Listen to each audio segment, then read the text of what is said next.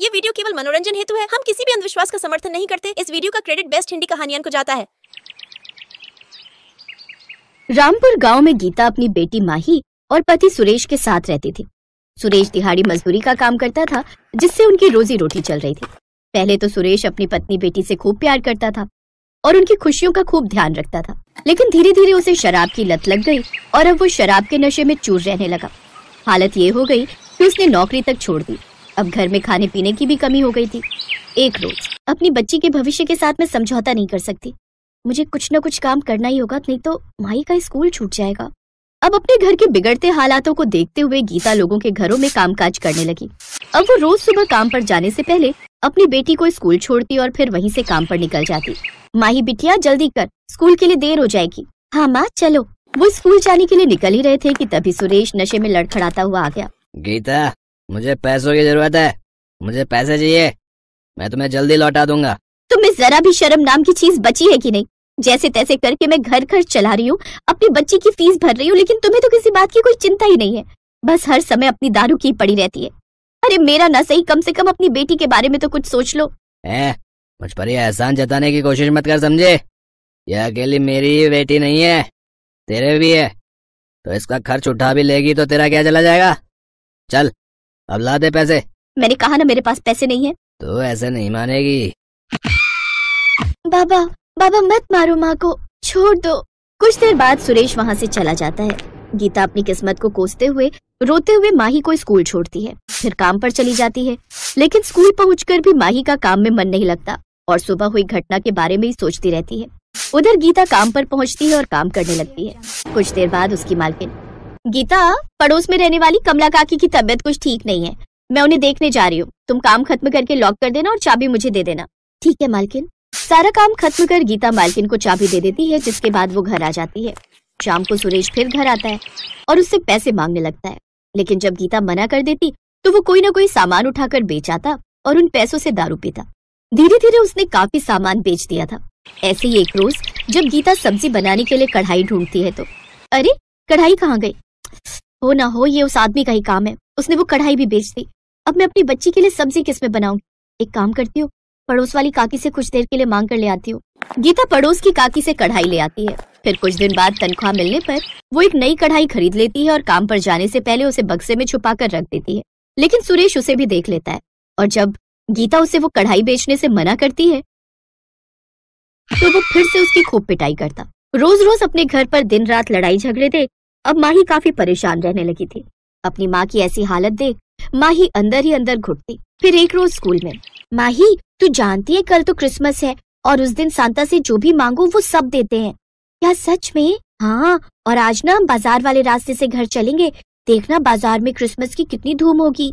वो दोनों स्कूल की छुट्टी होने के बाद बाजार वाले रास्ते से घर जाते हैं, जहाँ हर तरफ क्रिसमस ट्री और सेंटा और गिफ्ट से बाजार सजे हुए थे। लेकिन माही के पास पैसे नहीं होते, इसलिए वो खाली हाथ ही घर आ जाती है। अगले दिन क्रिसमस पर स्कूल की छुट्टी थी, इसलिए गीता के काम पर जाते ही माही भी खेलने चली गई थी। दिन में जब घर लौटी तो देखा कि सुरेश फिर से गीता के साथ मारपीट कर रहा है। ये देख माही घबरा गई और परेशान होकर जंगल के पास वाली नदी के पास जाकर बैठकर रोने लगी। तभी उसके सामने लाल कपड़ों में खड़ा सेंटा नजर आता है। हेलो माय चाइल्ड, तुम क्यों रो रही हो? आज मैं धरती लोक पर सब बच्चों को गिफ्ट देने आता हूँ। बोलो तुम्हें क्या गिफ्ट चाहिए? नहीं, मुझे गिफ्ट नहीं चाहिए। तो मुझे बताओ तुम्हें क्या तकलीफ है? माही रोते हुए उसे सारी बात बताती है। सेंटा उसे एक छोटा सा क्रिसमस ट्री देता है जो कि लगातार रोशनी से जगमगा रहा था। ये लो माय चाइल्ड, अब से तुम्हारी सारी परेशानियां खत्म। ये एक जादुई क्रिसमस ट्री है, तुम इससे जो भी मांगोगी तुम्हें मिल जाएगा। Thank you Santa uncle. God bless my child. Santa वहाँ से गायब हो जाता है। तभी माही घर पहुँचती है और उसे सारी बात बताती है। अगर ये क्रिसमस ट्री सच में जादुई है तो इससे विश मांगो कि तुम्हारे बाबा आज के बाद कभी इस दारू को हाथ न लगाएं। ऐ जादुई क्रिसमस ट्री, मेरे बाबा को इस नशे की आदत से सदा के लिए मुक्त कर दे। तभी उस ट्री से एक तेज रोशनी प्रकट होती है और सुरेश पूरी तरह ठीक हो जाता है और अपनी पत्नी से माफी मांगता है। मुझे माफ कर दो गीता, नशे की हालत में मैंने तुम्हारे साथ कितना बुरा व्यवहार किया। अब से मैं इस दारू को कभी हाथ नहीं लगाऊंगा। ये सुनकर गीता और माही बहुत खुश हो जाते हैं। इसका मतलब ये जादुई क्रिसमस ट्री सचमुच में कमाल कर गया। क्या मतलब? फिर माही उसे सारी बात बताती है। इसके बाद माही उस ट्री से एक केक मांगती है साथ ही ढेर सारे पकवान भी, जिन्हें खाकर वो सब अपना क्रिसमस मनाते हैं। कुछ दिन बाद उस जादुई क्रिसमस ट्री की वजह से सुरेश और गीता एक ढाबा खोल लेते हैं, जिससे उन्हें खूब कमाई होती है और अब वो तीनों साथ में खुशी खुशी रहते हैं। क्रिसमस का त्योहार आने वाला था। लोग अपने अपने घरों में क्रिसमस की तैयारियां कर रहे थे, पर सोनी का मन उदास था। वो सब लोगों को अपने अपने घरों की साज सजावट करते देख रही थी। तभी उसे अपनी माँ के रोने की आवाज आई और वो अंदर भागी। भाभी, मैंने कपड़े बहुत ध्यान से धोए थे, मुझे नहीं पता आपकी साड़ी पर ये दाग कैसे लग गया। शायद आपकी साड़ी की फॉल का रंग साड़ी पर आया है। मेरे आगे जुबान लड़ाती है, हमारा खाकर हम पर ही जोर चलाती है। तेरा पति तुझे छोड़कर भाग गया, तू और तेरी बेटी यहाँ रहकर मुफ्त की रोटियां तोड़ रही हो। किरण, तुम भी बहुत सीधी हो। अच्छे से इन दोनों माँ बेटी से काम लिया करो। तुम काम वाली को हटा दो, कल से बर्तन झाड़ू का काम सोनी कर लेगी। आप ठीक कह रहे हो सुमन, तू रसोई और कपड़े संभालती है, इसीलिए सफाई बर्तन में देर हो जाती है। अब से सोनी बर्तन सफाई करेगी। पर भाभी, सोनी स्कूल कैसे जाएगी? सुबह उसका स्कूल होता है। सुन लो सुमन, सोनी कल से स्कूल नहीं जाएगी। मेरे पास इतने पैसे नहीं है कि मैं सोनी की भी पढ़ाई का खर्चा उठा सकूं। क्या जरूरत थी विवेक को भागने की घर छोड़कर? अपनी जिम्मेदारियों से मुक्त होकर भाग गया। मैं तो सिर्फ समाज के डर से तुम दोनों को घर से धक्के देकर नहीं निकाल रहा हूँ। इसलिए जैसा हम कहते हैं वैसा करो, ज्यादा नखरे करने की जरूरत नहीं है। किरण, मैं दुकान जा रहा हूँ। सुमन की आंखों में आंसू आ जाते हैं। 6 महीने पहले सुमन का पति विवेक बिना बताए कहीं चला गया और 6 महीने से विवेक का कुछ पता नहीं। सुमन अपनी बेटी सोनी के साथ घर को छोड़कर भी नहीं जा सकती। उसे लगता है कभी न कभी विवेक जरूर लौट कर आएगा, इसीलिए वो अपनी जेठानी के साथ रहने पर मजबूर है। आखिर वो अपनी बेटी को लेकर कहाँ जाए? उसका इस दुनिया में कोई नहीं है। सोनी की पढ़ाई छुड़वा दी जाती है और वो बेचारी अपनी माँ सुमन के साथ घर के कामों में लग जाती है। 2 दिन बाद क्रिसमस था। किरण दीदी कहाँ हो? अरे हमारी शीतल बिटिया कहाँ पर है? मामा जी, आप और आपके हाथ में ये इतने सारे गिफ्ट्स, ये किसके लिए हैं? अरे सुरेश भैया, आप अचानक, आपने आने की कोई खबर ही नहीं दी। अरे दीदी, आपको तो पता है ना कि हर बार क्रिसमस पर ऑफिस में बहुत काम होता है, इसलिए मैं अपनी भांजी के लिए क्रिसमस के लिए ढेर सारे उपहार पहले ही ले आया। पता नहीं मुझे बाद में समय मिले या ना मिले। क्यों, क्या हुआ? तुम्हारे पास समय क्यों नहीं रहेगा? अरे दीदी, क्रिसमस पर हमारा ऑफिस बहुत बड़े लेवल पर एक पार्टी कर रहा है और हाँ, मैं आप सबको भी इनवाइट करने आया हूँ। और हाँ, शीतल को वहाँ पर बहुत मजा करने को मिलेगा। पूरी क्रिसमस पार्टी में सब खूब मजे करने वाले हैं। वाह मामा जी, फिर तो मैं क्रिसमस पार्टी में खूब मजे करूंगी। मैं कितनी लकी हूँ कि मेरे पास आप जैसे मामा हैं। शीतल को अपने मामा के साथ बातें करते देख सोनी उदास हो जाती है। रात को सोते समय सोनी सुमन से कहती है, माँ, शीतल के मामा कितने अच्छे हैं। वो शीतल के लिए क्रिसमस के ढेर सारे तोहफे लाए हैं। माँ, मेरे मामा कौन है? मेरे मामा क्यों नहीं आते? मुझे भी मामा के घर जाना है। मुझे भी अपने मामा के साथ क्रिसमस मनाना है। सोनी अपनी माँ से लिपट कर रोने लगती है। सुमन अपनी बेटी का रोना नहीं देख पाती। तभी सुमन की नजर आसमान में चमकते चांद पर जाती है। सोनी, वो देख, सामने जो चंदा मामा है ना, वही तुम्हारे मामा है। वो देख, तुझे देखकर मुस्कुरा रहे हैं ना। चल, अब तू उनसे ढेर सारी बातें कर। माँ, क्या सचमुच चंदा मामा मेरे मामा हैं? फिर तो मैं उनके साथ क्रिसमस भी मनाऊंगी। वो मुझे उपहार देंगे ना माँ? मुझे भी अपने मामा के घर जाना है, उनके साथ क्रिसमस मनाना है। माँ, चंदा मामा मुझे अपने घर क्रिसमस पर ले जाएंगे ना? हाँ मेरी गुड़िया रानी, चंदा मामा तुम्हें क्रिसमस पर अपने साथ ले जाएंगे। चल, अब तू सो जा। आसमान में चंद्रमा सोनी की बातों को सुन लेता है। इस बच्ची ने मुझे बहुत प्यार से याद किया है। मुझे इसे धरती पर लेने जाना ही होगा। अगले दिन क्रिसमस था। शीतल अपने मम्मी पापा के साथ तैयार होकर अपने मामा के घर पार्टी में जाने के लिए तैयार हो जाती है। ओ सोनी, इधर आ। ये ले 5 रुपए रख, टॉफी खरीद के खा लेना। आज क्रिसमस है इसलिए दे रही हूँ। सुनो जी, देर हो रही है, सुरेश हम सबका इंतजार कर रहा होगा। मम्मी, आपने सोनी को पैसे क्यों दिए? अरे कोई बात नहीं, भिखारी समझ कर दे दिए। अब इस गरीब के मामा तेरे मामा की तरह तो है नहीं जो इतनी महंगी महंगी क्रिसमस की पार्टियों में ले जाएं। इसलिए मैंने सोचा इसे 5 रुपए दे देती हूँ, टॉफी ले लेगी।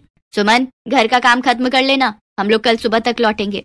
सुमन की जेठानी और शीतल क्रिसमस पार्टी में चले जाते हैं। सुमन घर के कामों में लग जाती है। सोनी का मन उदास था। सब लोग क्रिसमस डे मना रहे थे। सोनी चंद्रमा की तरफ देख रही थी और मन ही मन उदास भी हो रही थी। अचानक उसे चंद्रमा में से एक सफेद सीढ़ी उतरती दिखाई दी। वो सीढ़ी सोनी के पास आकर रुक जाती है और उस सीढ़ी पर सोनी किसी को उतरते हुए देखती है। सोनी घबरा जाती है। सोनी के सामने सफेद रंग की पोशाक पहने बिल्कुल राजकुमारों जैसा एक व्यक्ति खड़ा था। आप कौन हो? तुमने मुझे पहचाना नहीं? मैं ही तो तुम्हारा चंदा मामा हूँ। मैं तुम्हें चांद पर क्रिसमस पार्टी के लिए लेने आया हूँ। जल्दी से चलो, चांद पर क्रिसमस पार्टी का आयोजन चल रहा है। क्या? सचमुच? माँ देखो, चंदा मामा आ गए। सोनी की आवाज सुनकर सुमन बाहर आती है। वो भी घबरा जाती है। बहन घबराओ नहीं, सोनी ने मुझे दिल से अपना चंदा मामा बोला है, और तुमने भी तो सोनी को यही कहा है कि मैं उसका मामा हूँ। आओ सोनी, आओ सुमन बहन, मेरे साथ चांद पर चलो। चंद्रमा के साथ बहुत सारे सितारे भी सोनी और सुमन का स्वागत कर रहे थे और सब गीत गा रहे थे। आओ तुम्हें चांद पर ले जाएं, मिलजुल कर क्रिसमस मनाएं, नन्ही नन्ही खुशियां बटोर कर एक नया सपना सजाएं। आओ तुम्हें चांद पर ले जाएं। देखते ही देखते सोनी और सुमन की वेशभूषा बदल जाती है। वे दोनों बहुत ही सुंदर कपड़ों में आ जाते हैं। सोनी अपनी माँ के साथ चांद पर पहुँचती है। चांद और गगन के सारे सितारे सोनी के साथ बहुत धूमधाम से क्रिसमस का त्योहार मनाते हैं। चांद पर केक, टॉफी, बिस्कुट, खाने पीने की चीजें, गुब्बारे, खिलौने और भी बहुत कुछ था, जिसे देखकर सोनी बहुत खुश थी। पर अचानक सुमन उदास हो जाती है। क्या हुआ माँ, तुम उदास क्यों हो गई? देखो, हम चांद पर कितना सुंदर क्रिसमस बना रहे हैं। बताओ ना माँ, क्या हुआ? वरना मैं भी खुश नहीं हो पाऊंगी।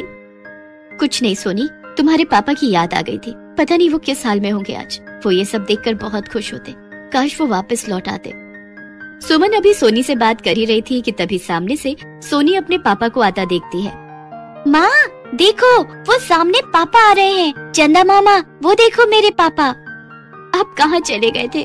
आपके बिना मैं और सोनी बिल्कुल अकेले थे। मैं बहुत बड़ी मुश्किल में था सुमन, मैं तुम्हें सब बताऊंगा। आज सोनी के चंदा मामा ने मुझे एक गहरी नींद से जगाया है और वो मुझे यहाँ तक लेकर आए हैं। आज सोनी के चंदा मामा ने मुझे अपने परिवार से मिला दिया। सोनी अपने माता पिता को पाकर बहुत खुश थी। सब चांद को धन्यवाद कहते हैं। चांद पर सब मिलकर सोनी को बहुत सारे क्रिसमस के उपहार देते हैं। कुछ देर बाद सोनी अपने माँ पापा के साथ धरती पर वापस लौट आती है। विवेक एक एक्सीडेंट का शिकार हो गया था, जिसके कारण वो कोमा में चला गया था। उसकी देखभाल करने वाला कोई नहीं था। उसके घर का पता भी कोई नहीं जानता था। वो एक अस्पताल में बहुत समय से भर्ती था। अचानक वो होश में आ गया। वो जादू सोनी के चंदा मामा ने ही किया था। विवेक को अपने भैया भाभी की सारी सच्चाई पता चलती है और वो अपनी पत्नी और बेटी को लेकर वहां से चला जाता है और नया जीवन शुरू करता है। आज सोनी के चंदा मामा की वजह से उसके जीवन में बहुत सारी खुशियां थी। हेलो दोस्तों, कैसे हैं आप सब? हमारी कहानियाँ देखने के लिए हमारे चैनल को सब्सक्राइब कीजिए और हाँ, बेल आइकॉन पर क्लिक करना मत भूलिएगा।